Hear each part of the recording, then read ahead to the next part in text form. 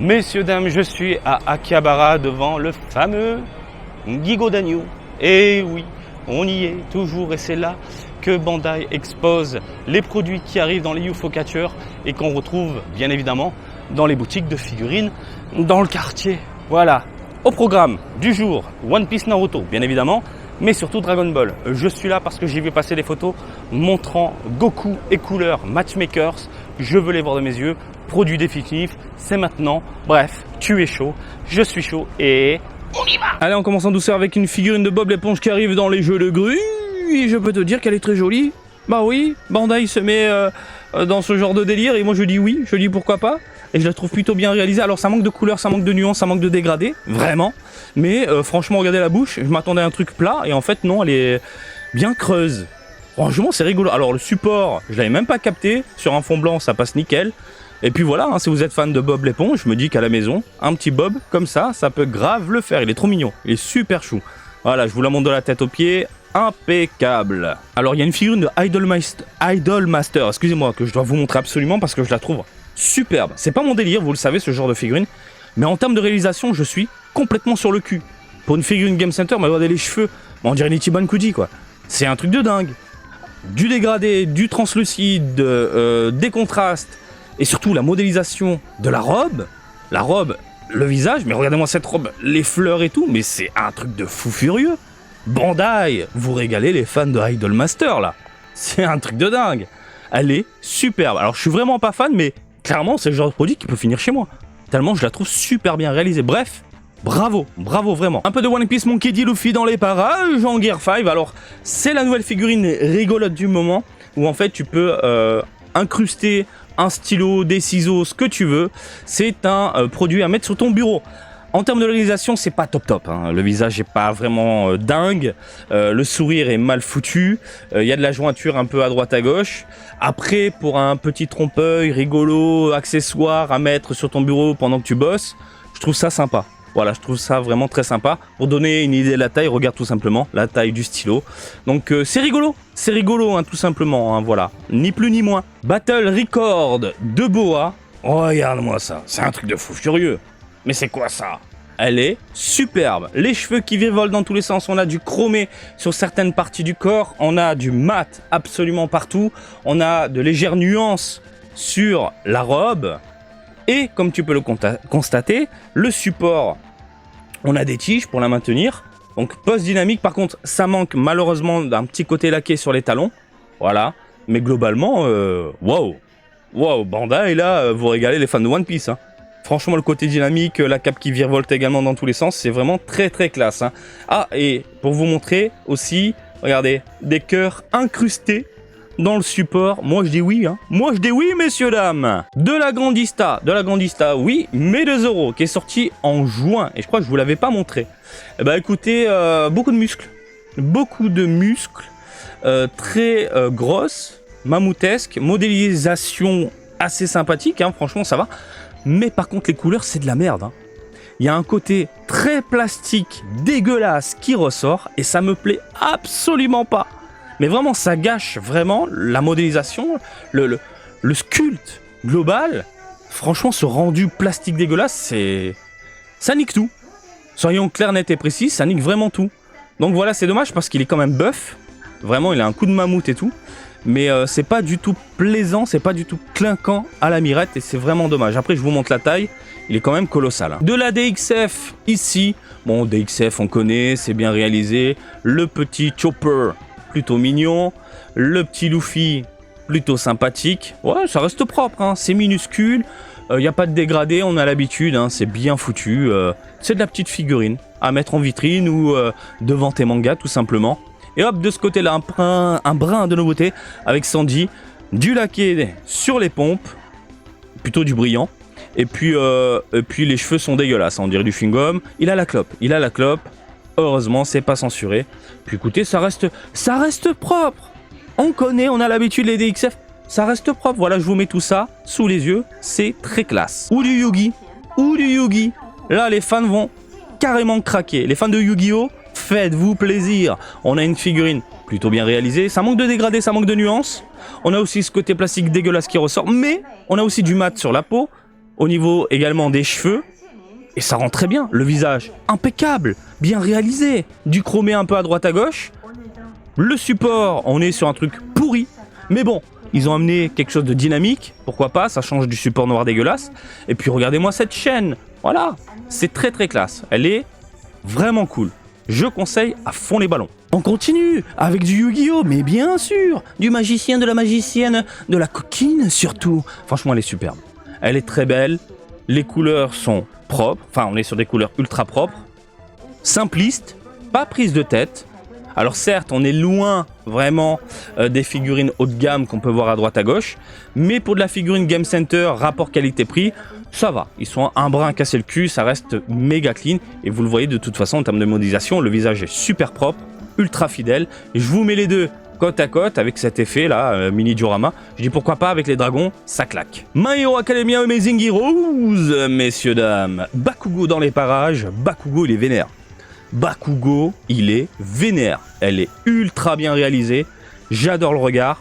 J'adore la modélisation des cheveux. On a des pointes. C'est détaillé. Les gants, superbes. On a un petit côté métallique chromé au niveau des poignets. Le corps est bien réalisé. Quelques pliures à droite à gauche. Des accessoires ultra brillants. Le support, c'est de la merde, malheureusement. Hein. Mais franchement, post dynamique, il envoie du lourd. Conception au top. Moi, je dis oui. Hein. Clairement, les fans de Bakugo, vous pouvez vous faire plaisir. On a Shoto, alors je lui ai craché à la gueule lors des sorties du mois. Quoi dire? Bah écoutez, ça reste propre. Malgré ce petit espace entre le crâne et les cheveux, malheureusement, et les cheveux sont un peu modélisés en mode chewing-gum. C'est pas très beau. Par contre, l'effet est incroyable. Ils se sont grave cassés le cul. Donc les mains, ça reste basique hein, au niveau de la modélisation. Regardez surtout au niveau de l'accessoire. Mais l'effet, putain de merde. On a ce côté glacé, légèrement mat et transparent d'un côté. Et le feu, on est sur du translucide. Ça rend trop bien. Bravo. Par contre, ça manque de nuances, ça manque de couleurs, ça manque de peps hein, au niveau des couleurs. Mais bon, pourquoi pas les deux côte à côte? Voilà. Alors ça, c'est le truc que je voulais voir absolument, la tirelire Naruto. J'avais peur au niveau des couleurs, du rendu, des textures.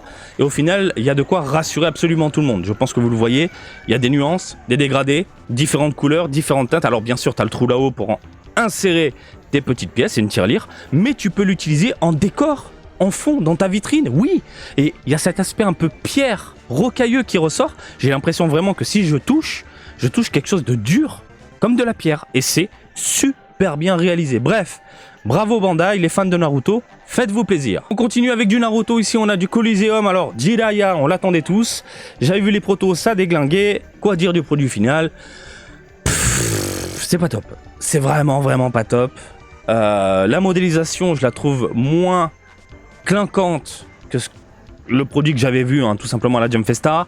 En termes de rendu, malheureusement, on est comme la Grandista du côté de One Piece. Ce côté plastique dégueulasse, ultra brillant, vieillot, pas cher, ça donne pas spécialement envie. C'est dommage parce que la pose, elle est cool, le personnage déchire. Globalement, ça rend bien, mais c'est pas beau. Et regardez-moi ce Naruto. Ils ont raté Naruto. Mais c'est dégueulasse, c'est quoi ce visage? Bref, pour le moment, pour le retour des Coliseum, c'est de la merde. Hein. Allez, on rentre dans le vif du sujet, la Solid Edge Works.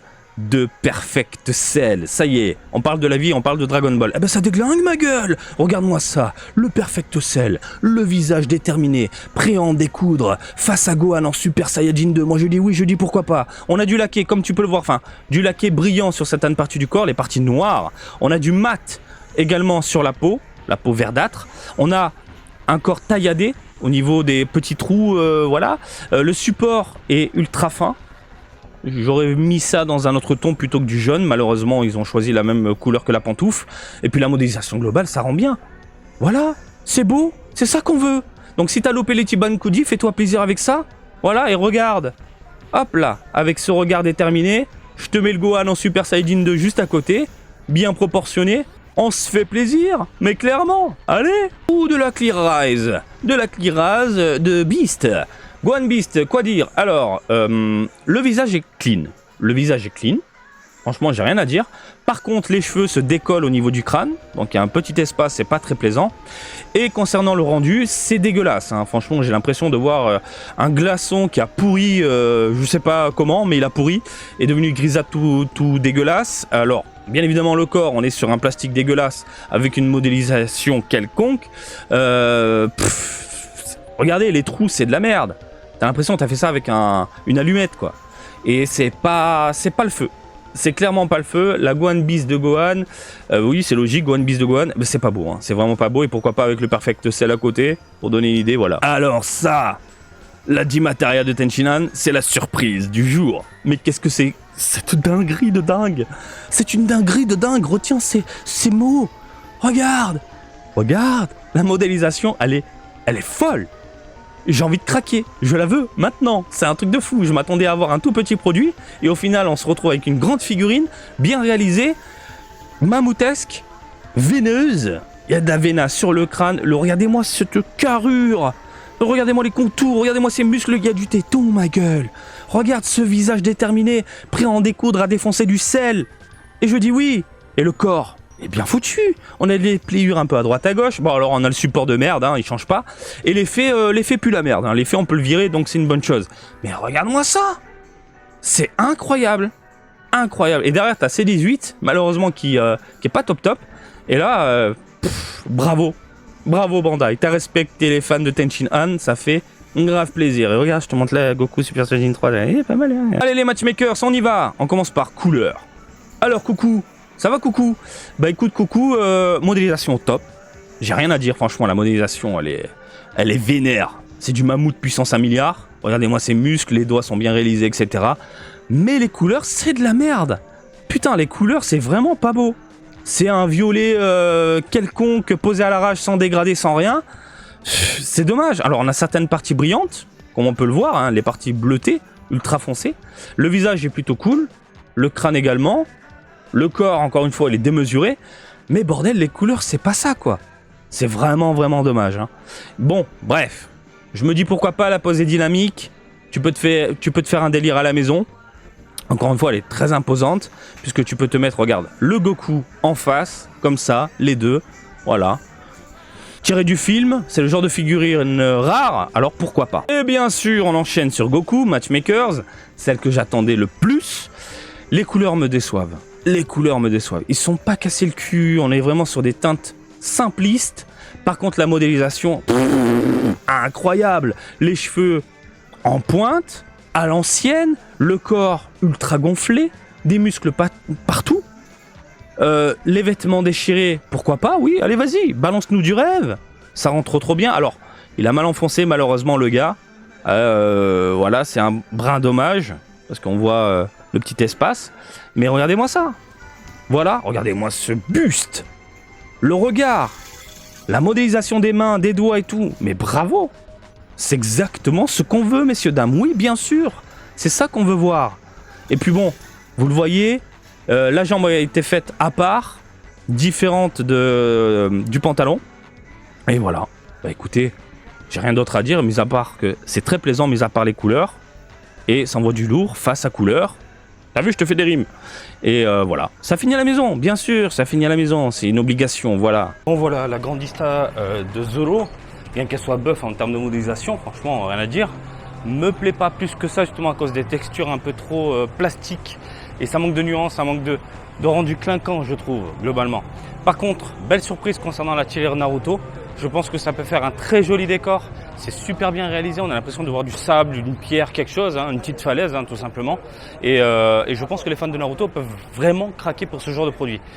Du côté de Dragon Ball, la Beast, c'est de la merde. La Perfect Cell, c'est vachement cool. Le Goku du film avec couleur, ça va, les deux sont plus que corrects. Par contre, la Tenshinhan, c'est celle qui se distingue complètement de ce qu'on vient de voir aujourd'hui. En termes de réalisation globale, elle est monstrueuse. Il y a un peu de nuance, la modélisation est superbe, il y a de la vénasse, il y a des muscles. Limite, j'ai envie de craquer, quoi. J'ai déjà un bon Tenshinhan à la maison, il prend une pause à l'ancienne et tout. Mais un Tenshinhan Z de DBZ comme ça, celle, ça peut le faire. À voir si je tombe un jour dessus à 800 yens dans un vide-grenier. Voilà les amis, écoutez, je vous laisse tranquille. J'espère que ça vous a plu. Et comme d'habitude, je vous invite à me suivre sur Twitter, Facebook, Twitch et TikTok, Marty Japan. Et je vous dis à très bientôt. Allez, salut, bisous, ciao, ciao!